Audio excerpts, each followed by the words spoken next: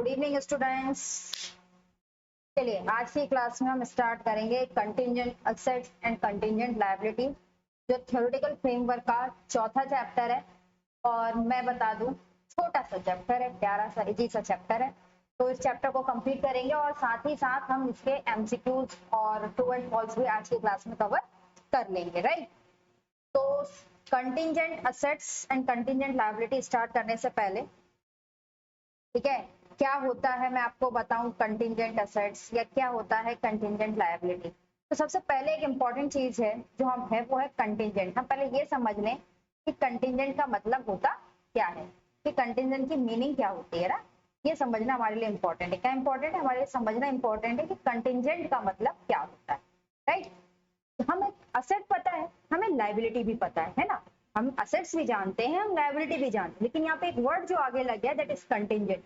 अगर हमें कंटिंजेंट की मीनिंग समझ में आ जाए तो हम कंटिंजेंट असेट्स और कंटिंजेंट लायबिलिटी को बहुत आसानी से समझ सकते हैं, राइट। अब क्या होता है कंटिंजेंट?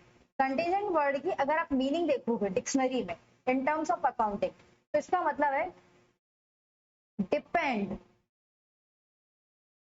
On future event. क्या है? Depend on future events. Future events पे डिपेंड करता है। किस पे डिपेंड करता है? फ्यूचर इवेंट्स पे डिपेंड करता है। इसका मतलब अगर मैं बोल रही हूँ कंटिंजेंट असेट, तो ये मेरे लिए असेट होगा या नहीं होगा, ये मेरे लिए लायबिलिटी होगी या नहीं होगी, ये किस पे डिपेंड कर रही है? फ्यूचर इवेंट्स पे। तो बहुत क्लियर कट आपको समझ में आ गया ना कि कंटिंजेंट असेट क्या मतलब, ये मेरे लिए असेट्स होगी या मेरे लिए ये किस बात पे डिपेंड करेगा? फ्यूचर इवेंट्स पे। अगर कोई चीज है तो क्या मेरी लायबिलिटी बनेगी? ये डिपेंड करेगा किस पे? फ्यूचर इवेंट्स पे। Depends on happening of future events ना, यहाँ हैपनिंग और लगा लो, राइट।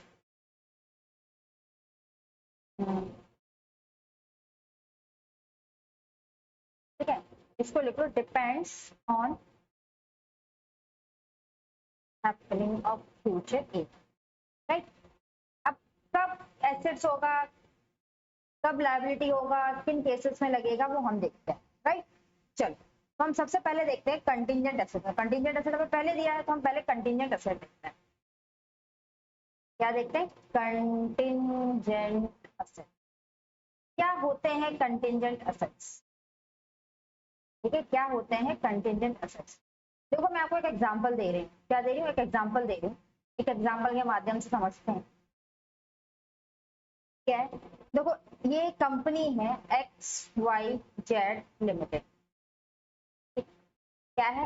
XYZ limited. ये क्या करती है? ये भी बिजनेस करती है। किस चीज का? ये बनाती है, मान लो आपका वॉशिंग पाउडर। ये भी वॉशिंग पाउडर बनाती है। और एक और कंपनी है ABC लिमिटेड, वो भी क्या बनाती है? ABC लिमिटेड वो भी वॉशिंग पाउडर बनाती है। दोनों कंपनियां क्या बना रही हैं? वॉशिंग पाउडर बना रही है। अब क्या हुआ? ABC लिमिटेड जो है वो एडवर्टाइजमेंट कर चलाती है भाई। हर इसका आता है ना, टाइड का एडवर्टाइजमेंट आता है, आपका सर्फ एक्सेल का आता है, सबका आता है, सारे वॉशिंग पाउडर का एडवर्टाइजमेंट आता है। तो ऐसी ABC लिमिटेड भी अपना वॉशिंग पाउडर बेच रही थी और ABC लिमिटेड भी अपने वॉशिंग पाउडर को बेचने के लिए एडवर्टाइजमेंट कर रही थी। अब इस एडवर्टाइजमेंट में इसने क्या किया? डिफेम किया। किसे डिफेम किया? इसने डिफेम किया XYZ लिमिटेड को। इसने अपने एडवर्टाइजमेंट में दिखाया कि XYZ लिमिटेड का जो प्रोडक्ट है वो हमारे प्रोडक्ट से खराब है। आप एडवर्टाइजमेंट कर सकते हो लेकिन अपने कॉम्पिटिटर्स को डिफेम नहीं कर सकते, आप अपने कॉम्पिटिटर्स को नीचा नहीं दिखा सकते। तो इसने क्या किया? अपने कॉम्पिटिटर्स को डिफेम किया। XYZ ने बोला अच्छा ऐसा है, तो XYZ लिमिटेड ने क्या किया? XYZ लिमिटेड ने क्या किया? XYZ लिमिटेड ने जाकर ABC लिमिटेड पे केस कर दिया। क्या कर दिया? केस फाइल कर दिया और कहा क्योंकि हमारा नाम खराब किया गया है इसलिए हमें 50 करोड़ रुपए चाहिए। ठीक है, हमारा नाम खराब किया गया है, हमें 50 करोड़ रुपए चाहिए। इस तरीके से केस XYZ लिमिटेड ने ABC लिमिटेड पे फाइल कर दिया, राइट। अब केस तो फाइल हो गया। अब क्या हुआ? अब केस तो फाइल हो गया। अब क्या है? ऐसा तो नहीं है कि केस का रिजल्ट आ जाएगा कल आ जाएगा। अब XYZ लिमिटेड को जो ये 50 करोड़ रुपए मिलने हैं, ये जो 50 करोड़ रुपए मिलने हैं XYZ लिमिटेड को इन फ्यूचर में, ये फ्यूचर में तो मिलेंगे ना, आज तो मिलेंगे नहीं, फ्यूचर में मिलेंगे। यानी कि ये 50 करोड़ रुपए XYZ लिमिटेड को मिलेंगे या नहीं मिलेंगे, ये डिपेंड किस पे करते हैं, ये डिपेंड करते हैं वर्डिक्ट ऑफ कोर्ट पे। भाई कोर्ट क्या डिसीजन लेता है ना, कोर्ट क्या डिसीजन लेता है। अगर कोर्ट डिसीजन ले ले कि ABC लिमिटेड ने XYZ लिमिटेड को डिफेम किया है, XYZ लिमिटेड की रेपुटेशन को खराब किया है, इसलिए ABC लिमिटेड XYZ लिमिटेड को क्या देगा, 50 करोड़ रुपए देगा। ठीक है, तो यानी ये जो 50 करोड़ है ये क्या है, एक तरीके से इकोनॉमिक बेनिफिट है, ठीक है ना, इकोनॉमिक बेनिफिट है।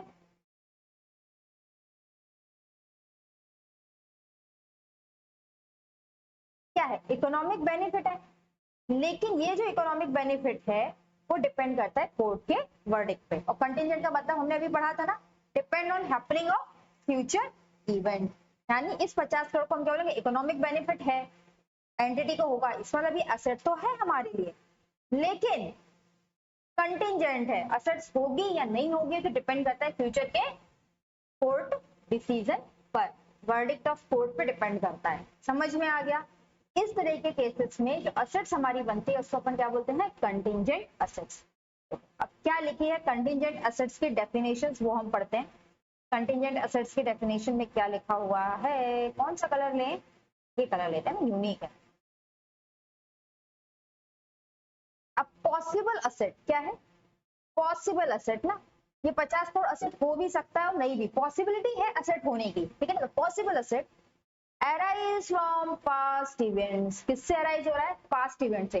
पास्ट में एबीसी ने क्या किया था, पास्ट में एबीसी ने XYZ लिमिटेड को डिफेम करने का काम किया था, और पास्ट में XYZ लिमिटेड ने एबीसी में केस कर दिया था। पास्ट में ऐसा कुछ हुआ था, ठीक है। And there existence arise from past में, देयर एग्जिस्टेंस, और वो एग्जिस्ट करेगा या नहीं, will be confirmed only after occurrence or non-occurrence of one or more uncertain future event। जो डिपेंड करता है, जो किस पे डिपेंड करता है, जो डिपेंड करता है अकरेंस होने पर, जैसे कि यहाँ पे इस बात पे डिपेंड करता है ना, वर्डिक्ट ऑफ कोर्ट पे डिपेंड करता है ना, वर्डिक्ट ऑफ कोर्ट के अकरेंस पे डिपेंड करता है कि भाई ये चीज हमारी एसेट होगी या नहीं होगी। और ये क्या है, ये हाईली सर्टेन है। आज XYZ लिमिटेड ये नहीं कह सकता कि नहीं मैं ही केस जीतूंगा, ठीक है ना, ऐसा ABC XYZ लिमिटेड ऐसा नहीं कह सकता। तो ये क्या है, अनसर्टेन है। आई होप आपको समझ में आ गया होगा कि कंटिजेंट एसेट्स किसे बोलते हैं। अब आगे पढ़ते हैं, आगे क्या लिखा है, कलर बहुत ज्यादा डार्क है, let's change this colour. A contingent asset may be defined as a, देखो डेफिनेशन वही दी है, possible assets that arise from past events and whose existence will be confirmed only after occurrence or non-occurrence।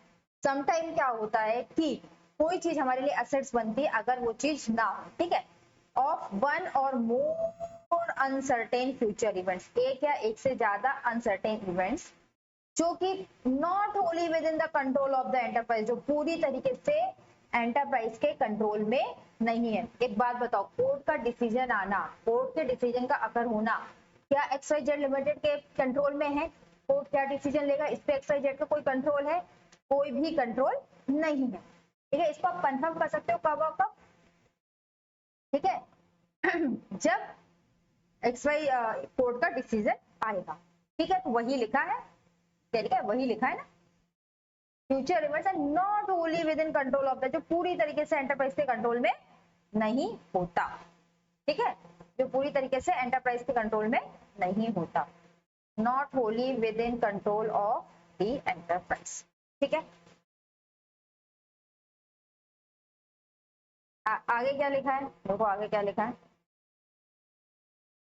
आगे क्या कह रहा है, it easily arise from unplanned or unexpected event that give rise, unplanned है, XYZ limited ने plan नहीं किया था कि पर्टिकुलर डेट पे जाकर ABC पे केस फाइल करेगा, ऐसा कुछ प्लान किया था कि XYZ ने नहीं किया था, बिल्कुल अनप्लान्ड चीज थी ना, हो गई, अनएक्सपेक्टेड चीज थी, हो गई, राइट।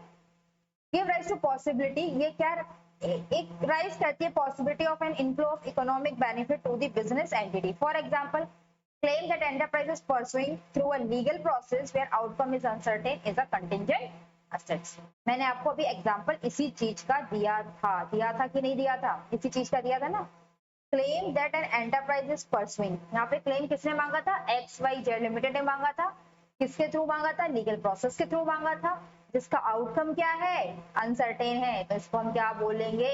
कंटिंजेंट असेट्स बोलेंगे।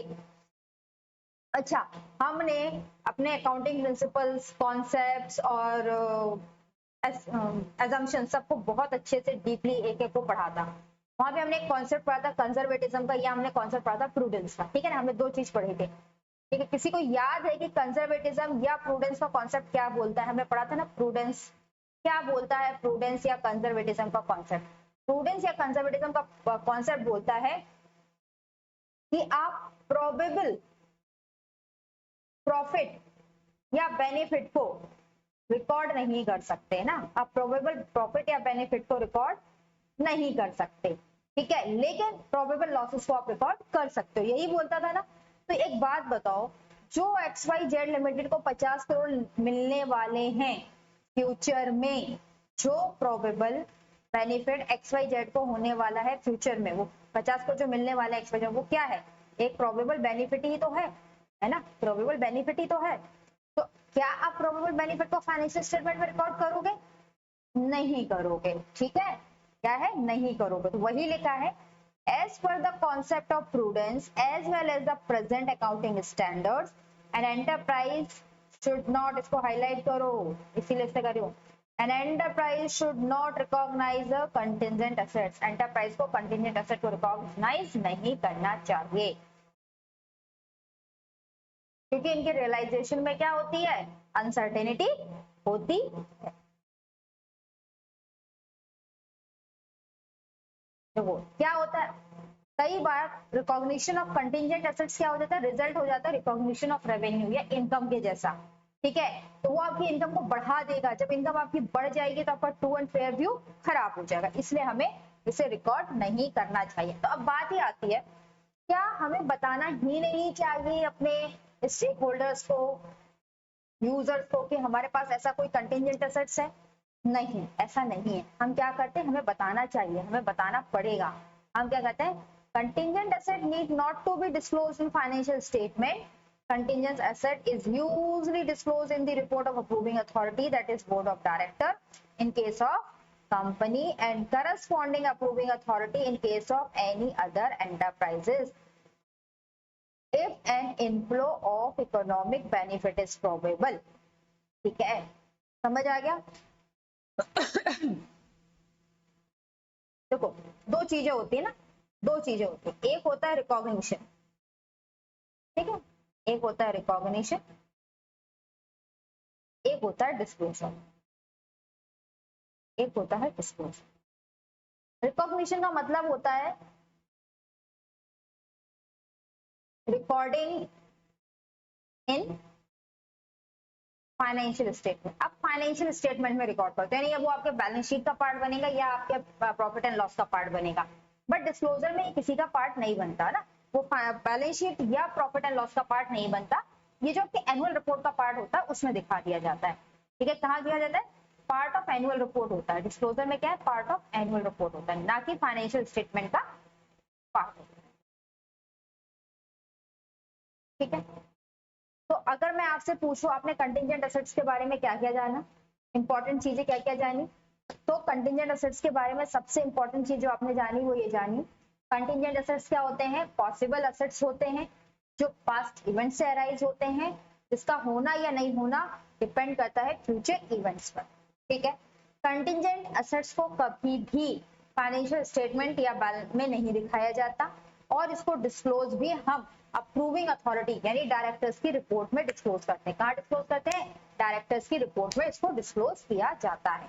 ये सबसे इंपॉर्टेंट बात थी, ठीक है, कंटिंजेंट एसेट्स के बारे में। मेरे को लगता है आपको कंटिंजेंट एसेट्स समझ आ गया होगा। इट्स वेरी इजी, इसमें नई समझ में आने जैसी कोई बात नहीं थी, ठीक है। अब आते हैं हम कंटिंजेंट लायबिलिटी पे। किस पे आते हैं? कंटिंजेंट लायबिलिटी पे। ठीक है, मैं ना पहले ए और बी दोनों डेफिनेशंस को पढ़ती हूँ आपके सामने, और अगर समझ आ जाए तो ठीक, नहीं आएगा तो फिर हमें, ठीक है। अब बताना आपको कितना समझ में आया, कुछ समझ आता है कि नहीं, चलो पढ़ के देखते हैं। क्या है, contingent liability can be defined है, दो तरीके से डिफाइन किया जाता है, एक को बोला जाता है पॉसिबल ऑब्लिगेशन और एक को बोला गया प्रेजेंट ऑब्लिगेशन। ठीक है, तो मैं यहाँ लिखते भी जा रही हूँ ना, यहाँ लिखूं खिचड़ी हो जाएगा यार। कंटिंजेंट लायबिलिटी को दो तरीके से समझाया जा सकता है, किस तरीके से, पॉसिबल ऑब्लिगेशन या प्रेजेंट ऑब्लिगेशन। पॉसिबल ऑब्लिगेशन क्या है, like contingent asset arises from past events, existence of which will be confirmed only by the occurrence or non-occurrence of one or more uncertain future events। ठीक है, जो कि confirm मतलब हमारी liability बनेगी या नहीं डिपेंड करेगा किसी फ्यूचर इवेंट्स पे, और जिसपे एंटरप्राइज का कोई कंट्रोल नहीं है। ठीक है, प्रेजेंट ऑब्लिगेशन में क्या कह रहा है, arise from past event but is not recognized, arise हुआ है पास्ट इवेंट से लेकिन इसको रिकॉग्नाइज नहीं किया गया, क्यों, it is not probable that outflow of resources avoiding economic benefit will be required to settle the obligation। ये probable नहीं है कि कितना outflow of resource होगा, it is not probable that outflow of resources मतलब आपको पैसे देकर ही मामला को सेटल करना पड़ेगा, इसके बारे में कुछ भी नहीं, और आप कोई रिलायबल एस्टिमेट नहीं बना सकते। दो तरीके से समझाया गया, खिचड़ी पक गई होगी, I know it very well, समझ में शायद नहीं आया होगा। अब हम चलते हैं समझने के लिए और देखते हैं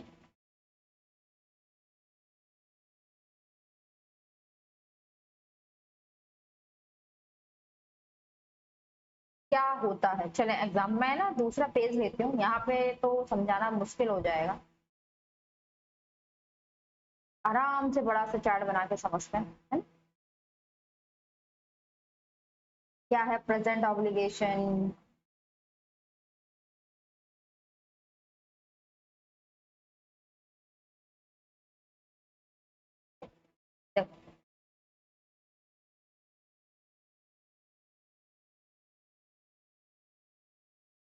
कंटिंजेंट, अब कंटिंजेंट लायबिलिटी को डिफाइन करने के दो तरीके बताए गए हैं, है ना।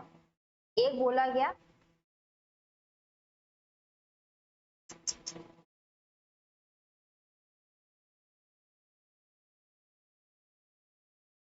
ठीक है, एक को बोला गया क्या, एक को बोला गया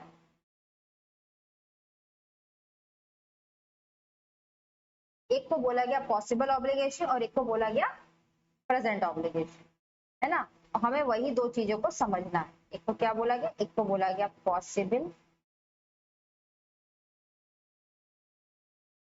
ऑब्लिगेशन और एक है प्रेजेंट ऑब्लिगेशन। कब पॉसिबल ऑब्लिगेशन है और कब प्रेजेंट ऑब्लिगेशन है, चलो पहले देखते हैं पॉसिबल ऑब्लिगेशन। पॉसिबल ऑब्लिगेशन क्या है, मैं वही एग्जांपल लेती हूँ जो आपको बुक में दिया हुआ, राइट।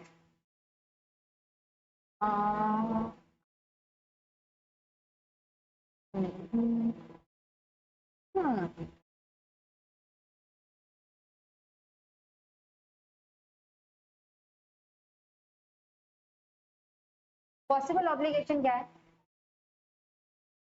मिस्टर एक्स है, इन्होंने मिस्टर वाई को क्या की थी, कार सेल करी, मशीन सेल करी थी, क्या सेल करी थी, मशीन बेची थी, ठीक है, मशीन सेल करी थी जिसकी कॉस्ट थी 20 लाख। मिस्टर एक्स ने मिस्टर वाई को मशीन सेल करी थी 20 लाख। अब क्या हुआ, आफ्टर सम डेज मशीन की वजह से एक वर्कर को चोट आ गई, मेल फंक्शनिंग हुई मशीन के किसी पार्ट में, जिसकी वजह से वर्कर्स को चोट आ गई। अब वर्कर्स को चोट आ गई, मिस्टर वाई को नुकसान हो गया, मिस्टर वाई ने तमतमाते हुए मिस्टर एक्स पे एक केस फाइल कर दिया। ठीक, मिस्टर एक्स ने मिस्टर वाई पे केस फाइल कर दिया। राइट, क्या करते हुए इन्होंने कहा कि आप मुझे कंपनसेशन दो। क्या दो? कंपनसेशन दो। ठीक, मिस्टर वाई ने उठा के मिस्टर एक्स पे कंपनसेशन फाइल कर दिया। अब मिस्टर एक्स को पता तो है कि ऑब्लिगेशन है, ठीक है, पॉसिबल ऑब्लिगेशन है। पास्ट इवेंट्स में मैंने कार बेची थी, इस वजह से मेरे ऊपर ऑब्लिगेशन आई, पास्ट इवेंट्स भी है। ठीक है, मिस्टर एक्स को कंपनसेशन देना, ये मिस्टर एक्स को पता भी है। ठीक है, 20 लाख की बेची थी और मिस्टर वाई कह रहे हैं कि अब आप मुझे कंपनसेशन दो, मान लो 10 लाख रुपए का, 10 लाख रुपए का उससे कंपनसेशन। ठीक है, यहाँ पे अमाउंट भी कंपनसेशन का कितना मांगा जा रहा है? 10 लाख रुपए का मांगा जा रहा है, तो अमाउंट भी कंफर्म्ड है। क्या क्या है? पास्ट इवेंट से अराइज हो रहा है। ठीक है, कंपनसेशन का अमाउंट भी कंफर्म्ड है। क्या मिस्टर एक्स उठा के मिस्टर वाई को कंपनसेशन दे देंगे? नहीं देंगे। मिस्टर एक्स भी तो इन्वेस्टिगेट करना चाहेंगे। मिस्टर एक्स कहेंगे ठीक है, मैंने आपको मशीन बेची, मशीन में आग लग गई, वर्कर को चोट लग गई, आप मुझसे कंपनसेशन मांग रहे हो, but I need to investigate. मुझे क्या है? मुझे इन्वेस्टिगेट करना है, मुझे इन्वेस्टिगेट करना है और पता करना है ये जो एक्सीडेंट हुआ, ये जो एक्सीडेंट हुआ, ठीक है, ये एक्चुअली क्या स्पेलिंग एक्सीडेंट, ये जो एक्सीडेंट हुआ वो क्यों हुआ, किस वजह से हुआ? मेल फंक्शनिंग की वजह से हुआ, ठीक, या केयरलेसनेस और वर्कर की वजह से हुआ? मुझे तो ये इन्वेस्टिगेट करना है ना। उसके बाद ये जब इन्वेस्टिगेशन कंप्लीट हो जाएगी उसके बाद मैं आपको कंपनसेशन दे दूंगा, उसके बाद मैं आपको कंपनसेशन दे दूंगा। ठीक है, तो यह पॉसिबल ऑब्लिगेशन है, पास्ट इवेंट से अराइज हो रहा है, अमाउंट भी मिस्टर एक्स को पता है, लेकिन फिर भी ये कंटिजेंट है। कंटिजेंट है, क्यों कंटिजेंट है? कंटिजेंट इसलिए है कि भाई जब तक ये इन्वेस्टिगेशन हो नहीं जाती, जब तक ये इन्वेस्टिगेशन नहीं हो जाती, ठीक है, इन्वेस्टिगेशन का रिजल्ट नहीं आ जाता, तब तक आप कह नहीं सकते कि ये मिस्टर एक्स की लायबिलिटी बनेगी। तो दैट इज कंटिजेंट। कंटिजेंट किस पे है? किस फ्यूचर में? Contingent upon the result of investigation. Investigation के रिजल्ट पे कंटिजेंट है। अगर इन्वेस्टिगेशन का रिजल्ट ये कहता है कि ये मेल फंक्शनिंग की वजह से, तो मिस्टर एक्स 20 लाख रुपए, 10 लाख रुपए मिस्टर वाई को दे देंगे। अगर इन्वेस्टिगेशन का रिजल्ट ये कहता है कि ये जो एक्सीडेंट हुआ है वो वर्कर की लापरवाही की वजह से हुआ है, तो मिस्टर एक्स को कुछ भी देना नहीं पड़ेगा। तो ये कंटिजेंट है। राइट, समझ में आ गया? अब और दोबारा पहले एग्जाम्पल पढ़ेंगे, फिर डेफिनेशन पढ़ेंगे, क्लियर हो जाएगा। ठीक है, इसमें नहीं यार, यहाँ तो मेरा पेन ही नहीं चलता। क्या एग्जाम्पल है देखो, Mr. X sell machine to Mr. Y and any damage incurred by Mr. Y while using machine need to be compensated by Mr. X। ठीक है, कोई भी अगर डैमेज होता है मिस्टर वाई को तो एक्स कंपनसेट करेंगे। Few days later from the date of sale, कुछ दिनों के बाद क्या हुआ, मशीन जो रिसीव की थी मिस्टर एक्स से, ठीक है, मशीन बेचने के कुछ दिनों बाद क्या हुआ, मिस्टर एक्स ने रिसीव किया एक नोटिस मिस्टर वाई से, जिससे वो क्लेम मांग रहे थे 20 लाख रुपए का। मैंने क्लेम मांगा था 10 लाख रुपए का, क्लेम मांग रहे थे 20 लाख रुपए का। नोटिस में मेंशन था कि worker made with an accident, worker के साथ एक्सीडेंट हो गया है मशीन को यूज करते वक्त, इसलिए आपको कंपनसेशन देना पड़ेगा। राइट, तो receipt of this notice does not suggest mister X is liable to pay the amount. जो ये रिसिप्ट है नोटिस, ये सजेस्ट नहीं कर रहा कि मिस्टर एक्स लायबल है अमाउंट पे करने के। Although this needs to be investigated and confirm, but इसको इन्वेस्टिगेट करना पड़ेगा और कंफर्म करना पड़ेगा कि जो डैमेज हो रहा है वो ड्यू टू एनी डिफेक्ट है और it is due to negligence while operating the machine है। Although receipt of notice result into an event, जबकि जो नोटिस आपको मिला है उसकी वजह से आपको रिकॉग्नाइज करना पड़ेगा कंटिजेंट लायबिलिटी। सिंस ये पॉसिबल ऑब्लिगेशन है, यहाँ पे पॉसिबिलिटी है कि आपकी ऑब्लिगेशन बन सकती है। क्या है ये, यहाँ पे पूरी पूरी मतलब चांसेस है, प्रोबेबिलिटी है कि फ्यूचर में आपके पॉसिबल ऑब्लिगेशन बन जाए, बट ये कंफर्म कब होगा, only and only in future. क्या लिखा है पॉसिबल ऑब्लिगेशन में, अब पॉसिबल ऑब्लिगेशन की डेफिनेशन पढ़ो। That arise from past event, past event क्या था, मिस्टर एक्स का मिस्टर वाई को मशीन बेचना, ठीक है, existence of which will be confirm by occurrence और नॉन अकरेंस ऑफ वन और मोर अनसर्टेन फ्यूचर इवेंट। लेकिन उसको हम कंफर्म कब कर सकते हैं, जब कोई ना कोई अकरेंस या होगी या नॉन अकरेंस होगी किसी पर्टिकुलर इवेंट। यहाँ पे अकरेंस क्या है, इन्वेस्टिगेशन का रिजल्ट, और जो कि किसी भी एंटरप्राइज के कंट्रोल में नहीं है, तो हम कहते हैं पॉसिबल ऑब्लिगेशन। राइट, समझ में आ गया। अब हम एग्जांपल लेते हैं प्रेजेंट ऑब्लिगेशन का, ठीक है।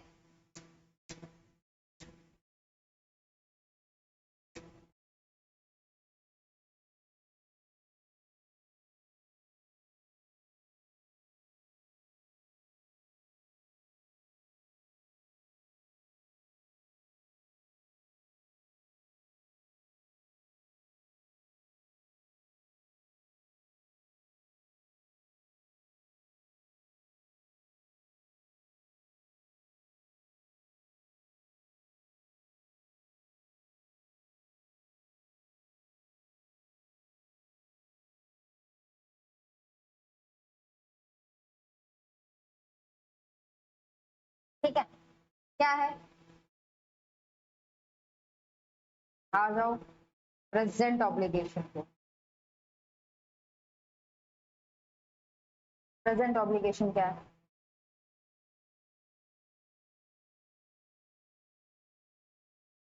क्या है, ए बी ने क्या करता है, कार सेल करता है अपने कस्टमर्स को, ठीक है, कस्टमर को कार सेल करता है।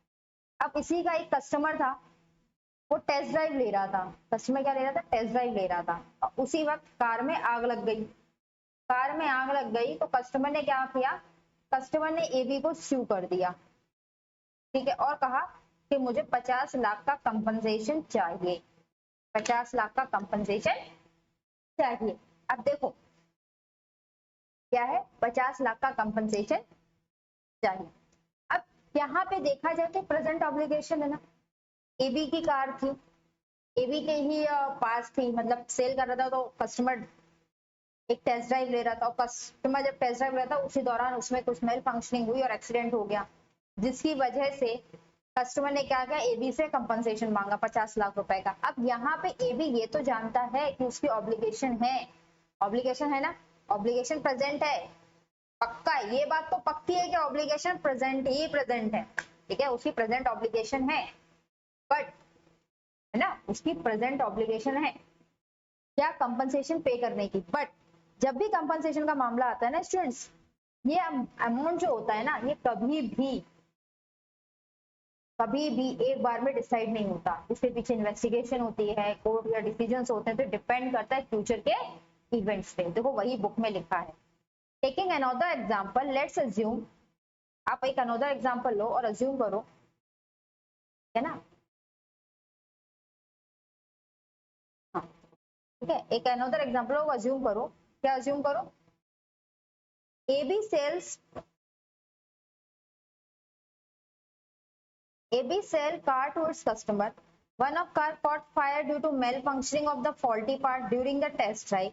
Why one of customer? Customer filed court case seeking claim 50 lakh due to the incidents. ठीक है. While Mr. AB acknowledged, Mr. AB ने माना that there is present obligation. Present obligation है उनकी. But it is not certain that whether he is expected to pay for any damage. The final outcome will only be known during the court proceeding. But AB ने ये तो acknowledge कर लिया, ये मान लिया कि उसकी प्रेजेंट ऑब्लिगेशन है, बट अमाउंट क्या है उसको रिलायबली एस्टिमेट नहीं किया जा सकता। वो कब पता चलेगा, जब कोर्ट का फाइनल डिसीजन आ जाएगा। इसको हम क्या बोलते हैं, प्रेजेंट ऑब्लिगेशन।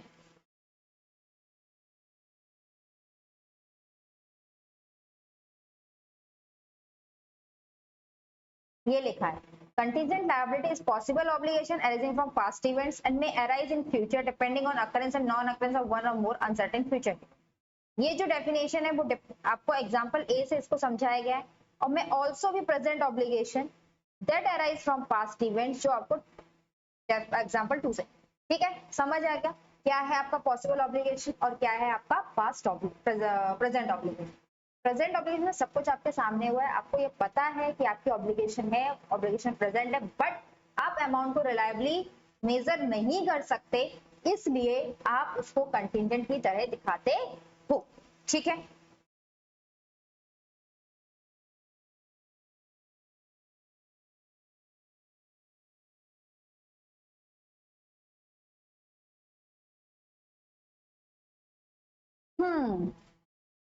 अब हमारा अगला टॉपिक आता है, क्या डिफरेंस है liability and contingent liability.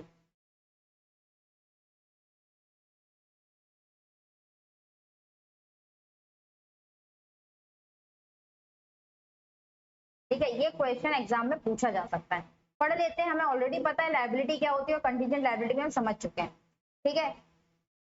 A liability is defined as present financial obligation of an enterprise।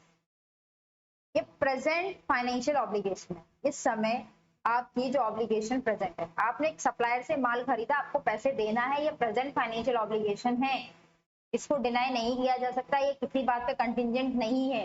आपने सप्लायर से माल खरीदा था, सप्लायर को आपको पैसे देना है, प्रेजेंट फाइनेंशियल ऑब्लिगेशन है आपकी, राइट। और क्यों अराइज हुई, क्योंकि आपने पहले सामान खरीदा था, right. Which arise from past event, past event क्या, आपने सप्लायर से पहले माल खरीदा। सेटलमेंट ऑफ लायबिलिटी, और जब आप सेटलमेंट करोगे तो आउटफ्लो होगा किसका, रिसोर्सेज का, इकोनॉमिक बेनिफिट्स का।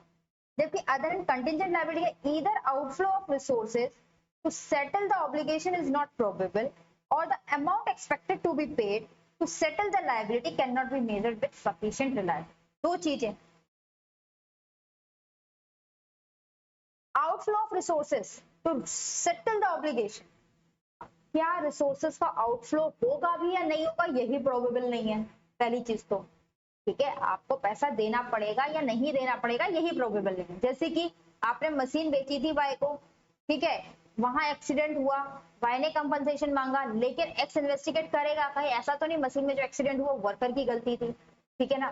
तो पहली चीज तो देना पड़ेगा नहीं देना पड़ेगा, यही प्रोबेबल नहीं। दूसरे में क्या है, कार में आग लग गई, ठीक है, और कार में आग लगने की वजह से जो लॉस हुआ और कस्टमर ने जो कंपनसेशन मांगा उसमें ऑब्लिगेशन प्रेजेंट थी, बट सच में कितना अमाउंट देना पड़ेगा आप इसको भी आइडेंटिफाई नहीं कर सकते। तो दो चीजें, और the amount expected to be paid to settle the liability can not be measured, उसको आप सफिशिएंटली क्या है, मेजर नहीं कर सकते। तो ये सबसे बड़ा डिफरेंस है लायबिलिटी एंड कंटिंजेंट लायबिलिटी का। एग्जांपल्स दिए, contingent liability, claim against enterprise not acknowledged as date, guarantees given in respect of third party, liability respect of bills discounted, ठीक है ना। in addition to present, ये आपके example है, ये हमने एग्जांपल्स पढ़ लिए, कुछ खास इतना है नहीं। अब आता है डिफरेंस, क्या होता है प्रोविजन और कंटिंजेंट लायबिलिटी।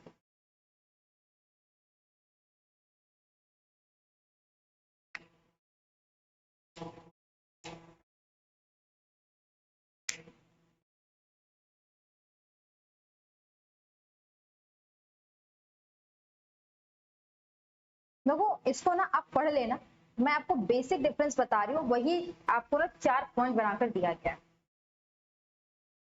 लाइबिलिटी में क्या होता है और कंटिंजेंट लायबिलिटी में सबसे बड़ा डिफरेंस पता है एक और चीज का क्या है, लायबिलिटी जो होती है ना वो रिकॉग्निशन क्राइटेरिया को मीट कर जाती है, जिसको मीट कर जाती है रिकॉग्निशन क्राइटेरिया, ठीक है, रिकॉग्निशन क्राइटेरिया को मीट करती है।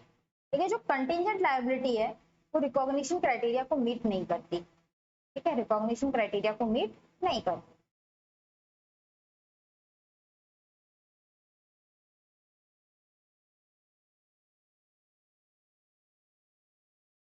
मीट नहीं करती, राइट। क्योंकि लायबिलिटी रिकॉग्निशन क्राइटेरिया को मीट कर जाती है, इसलिए इसको क्या करना होता है, बुक में रिकॉर्ड करना होता है, और बुक में इसको रिकॉर्ड करना होता है, इसलिए हम क्या करते हैं, हम प्रोविजन बनाते हैं। क्या बनाते हैं, प्रोविजन बनाते हैं। हमें एक एस्टिमेट होता है, अगर हमें एग्जैक्ट वैल्यू नहीं भी पता है तो हम एस्टिमेशन कर सकते हैं लेकिन कंटिजेंट लायबिलिटी में हम एस्टिमेशन भी नहीं कर सकते, इसलिए लायबिलिटी को हम प्रोविजन बना के रिकॉर्ड करते हैं और इसको हम नहीं करते, राइट। अब देखते हैं डिफरेंस क्या। मैं थोड़ा सा पहले जल्दी जल्दी आपको, मतलब जल्दी जल्दी नहीं, आराम से बता देते हैं। Provision meets recognition criteria. Provision क्या करते हैं, रिकॉग्निशन क्राइटेरिया को मीट कर देते हैं। प्रोविजन बनाते ही क्यों है, लायबिलिटी को बुक करने के लिए। कंटिजेंट लायबिलिटी कभी भी रिकॉग्निशन क्राइटेरिया को मीट नहीं करती। लायबिलिटी रिकॉग्निशन क्राइटेरिया को मीट कर देती है, उसको रिकॉर्ड करने के लिए प्रोविजन बनाते हैं। इसका मतलब कहीं ना कहीं प्रोविजन भी रिकॉग्निशन क्राइटेरिया को मीट कर देते हैं। प्रोविजन क्या है, ये प्रेजेंट लायबिलिटी है of uncertain amount which can be measured reliably by using substantial degree of estimation। Provision क्या, प्रेजेंट लायबिलिटी ही है ना। लायबिलिटी प्रेजेंट है, हमें कंफर्म है, हमें पैसा देना है, बट क्या होता है, हम एक रिलायबल एस्टिमेट नहीं लगा, मतलब हमें एग्जैक्ट अमाउंट नहीं पता होता, एक हम एस्टिमेट लगा लेते हैं कि भाई हाँ 7-8 हजार देना पड़ेगा, हो सकता है एक्चुअली वो 8,500 निकला है। इस तरीके का हम एक एस्टिमेशन लगा लेते हैं, राइट। तो ये क्या है, प्रेजेंट लायबिलिटी है एक अनसर्टेन अमाउंट की। कैसी, एक अनसर्टेन अमाउंट की लायबिलिटी है, एक अनसर्टेन अमाउंट की प्रेजेंट लायबिलिटी, जिसको रिलायबली एस्टिमेट किया जा सकता है। जबकि कंटिजेंट लायबिलिटी क्या, पॉसिबल ऑब्लिगेशन है, पता नहीं होगा भी या नहीं होगा, ठीक है।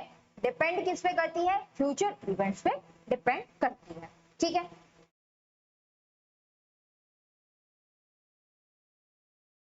हम प्रोविजन को कब रिकॉर्ड करते हैं, जब हमारे पास प्रेजेंट ऑब्लिगेशन होता है, जो पास्ट इवेंट से अराइज हो रहा है, और outflow of resources embodying economic benefit is probable.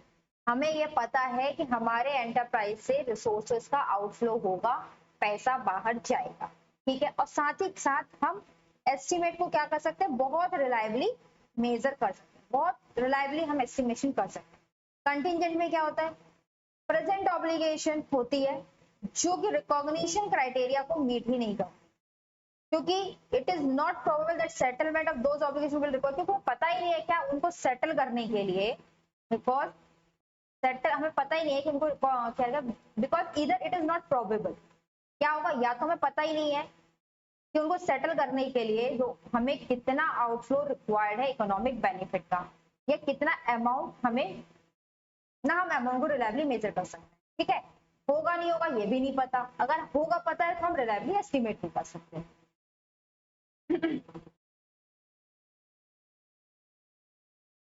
यहाँ मैनेजमेंट एस्टिमेट कर सकता है, इसलिए इसको बुक में रिकॉर्ड करता है। यहाँ मैनेजमेंट एस्टिमेट नहीं कर सकता, इसलिए इसको ये डिस्क्लोज करता है। मैं आपको बता दूं, कहीं तो लिखा होना चाहिए यार, लिखा नहीं है। हाँ ये बहुत इंपॉर्टेंट है, ये चीज छूट गई हमसे। An enterprise should not recognize contingent, contingent liability को भी, कंटीजेंट लायबिलिटी को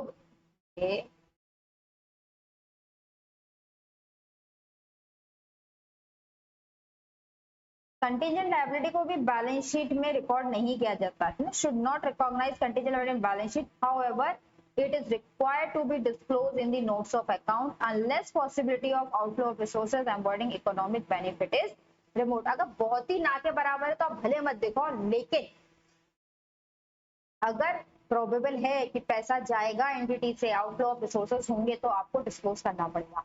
तो एक डिफरेंस याद रखना,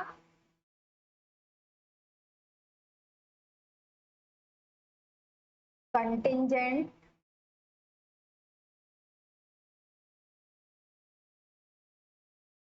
एक डिफरेंस याद रखना,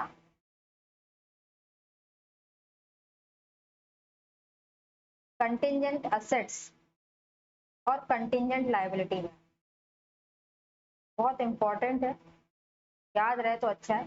कंटिजेंट असेट्स को क्या किया जाता है, डिस्क्लोज किया जाता है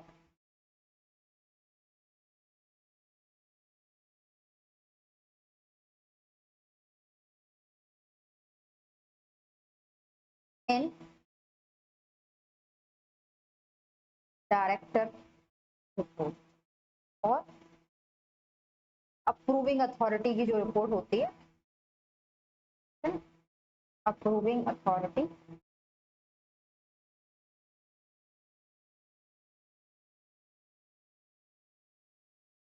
जबकि कंटिजेंट लायबिलिटी को डिस्क्लोज किया जाता है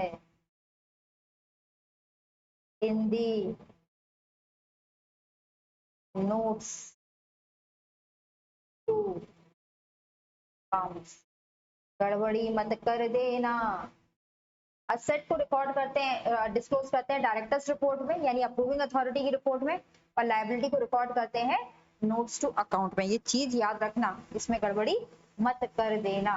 राइट, चलो आगे बढ़े। डिस्टिंक्शंस भी हो गए, वाह चैप्टर खत्म। आइए अब हम फटाफट इसके ट्रू एंड फॉल्स करते हैं एंड एमसीक्यू करते हैं। Contingent liability need not be disclose in the financial statement.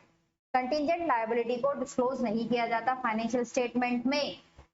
True या फॉल्स? ट्रू या फॉल्स? फॉल्स है भाई। क्या है? फॉल्स है, क्योंकि कंटिंजेंट लायबिलिटी को डिस्क्लोज किया जाता है किसमें? नोट्स टू अकाउंट में। किसमें? नोट्स टू अकाउंट में। ठीक है, देखो लिखा है रिक्वायर्ड टू बी डिस्क्लोज ना, तो फाइनेंशियल स्टेटमेंट के फुटनोट में होती है। ठीक है, फॉल्स है। कहाँ डिस्क्लोज करते हैं? Notes to account. Provision fails to meet recognition criteria. Falls. Provision recognition criteria meet करता है तभी उसको हम रिकॉर्ड करते हैं बुक्स में। A claim that enterprise pursuing through legal process where outcome is uncertain is a contingent liability. एक claim that an enterprise, एक क्लेम है जो एंटरप्राइज परस्यू कर रहा है लीगल प्रोसेस के थ्रू, जिसका आउटकम अनसर्टेन है, वो कंटिंजेंट लायबिलिटी है या कंटिंजेंट असेट है? बताओ बताओ बताओ बताओ भाई बताओ। ये एग्जैक्ट स्टेटमेंट ना ऊपर दिया है, देखो मैं दिखाऊं, मैंने पढ़ाया भी है तुम लोगों को। A claim that enterprise is pursuing through legal process where outcome is uncertain is contingent asset. देखो यह एंटरप्राइज परस्यू कर रहा है, परस्यू कर रहा है यानी कि ये समझने वाली बात है। यहाँ केस करने वाला, केस फाइल करने वाला कौन है? कंपनी है। कंपनी के ऊपर केस फाइल नहीं हुई है, कंपनी ने केस फाइल किया है ना। ठीक है, तो ये क्या है? क्लेम। ये भी फॉल्स है क्योंकि उसको हम क्या बोलते हैं? Contingent assets. When it is probable that firm will need to pay off the obligation, this gives rise to, अगर ये probable है कि हमें पे करना ही है ऑब्लिगेशन, तो वो कंटिंजेंट लायबिलिटी नहीं होगी, वो तो लायबिलिटी हो जाएगी भाई। फॉल्स ना? ठीक है। Present financial obligation of an enterprise which arise from a present financial obligation है, present financial obligation। अगर फाइनेंशियल ऑब्लिगेशन प्रेजेंट है, आपको पता है, तो वो आपकी कंटिंजेंट किस बेसिस पे होगी? वो कंटिंजेंट नहीं होगी, वो आपकी क्या हो जाएगी? लायबिलिटी हो जाएगी। तो ये भी फॉल्स। ठीक, चलो।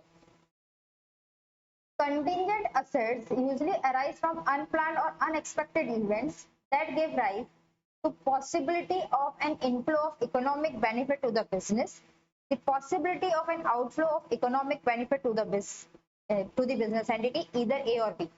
Contingent asset है, ठीक है। assets हमेशा क्या होता है? इनफ्लो होता है, आपके बिजनेस में चीज आएगी, जाएगी नहीं। ठीक है, तो it is inflow of economic benefit ना, तो ये भी गलत है, ये भी गलत है। एमसीक्यू का एक सही। ठीक है, आगे।